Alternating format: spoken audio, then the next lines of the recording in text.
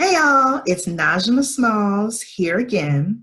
I wanted to talk today about loving others and how we can show love. So I can remember when I was growing up in my family, anytime a kid would express in any type of way that they didn't feel loved or they didn't feel valued, my parents would immediately go through this laundry list of things that they did for you. So they would say things like, you have a roof over your head, you have a car to ride in, you have clothes on your back, you have food on your table. And so for them, that meant if we've done all of those things, that's love for you. You should never question our love because we're displaying that, right? But here's the issue with that is that sometimes that message can be translated as love equates to material possessions. And so sometimes, especially in our adult life, we may begin to perceive things as if someone is providing a material possession for me, then I'm being loved. So we may ignore all of the red flags. We may ignore the emotional abuse. We may ignore the physical abuse. We may ignore the emotional unavailable. We may ignore the physical unavailability, all because this person is providing a physical, a tangible thing for us, right?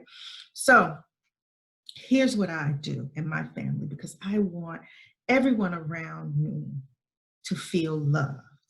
So I ask, especially my kids, right? I always ask them, do you feel safe? Do you feel loved? Do you feel cared for?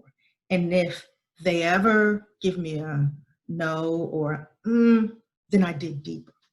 What can mommy do to make you feel safe and make you feel loved and cared for? Now, as parents, of course, there are times in our mind that we want to go through that list. How do you not feel loved and cared for? I provided you with all this. That's natural, right?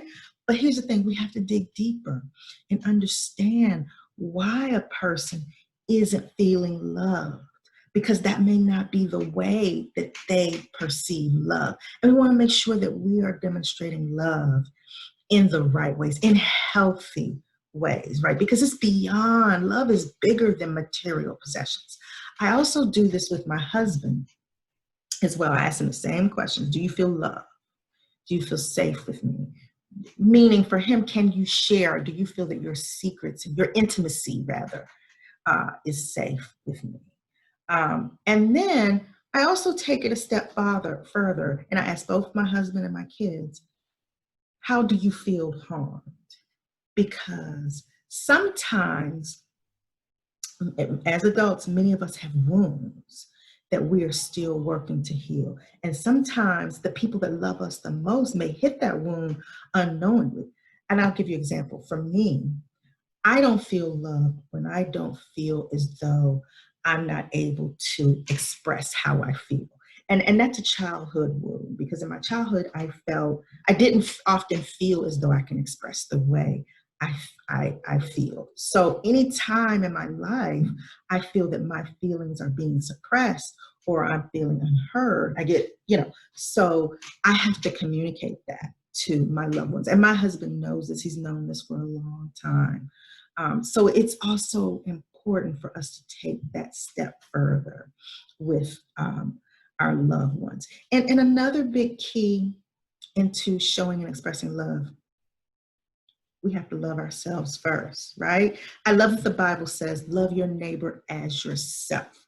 So if you don't love yourself, it's impossible for you to love other people because you haven't learned to love yourself first. So we really have to learn how to really love and value ourselves so that we can always make sure that we are demonstrating healthy love to the people that love us. Because as cliche as it may sound, we are made to love.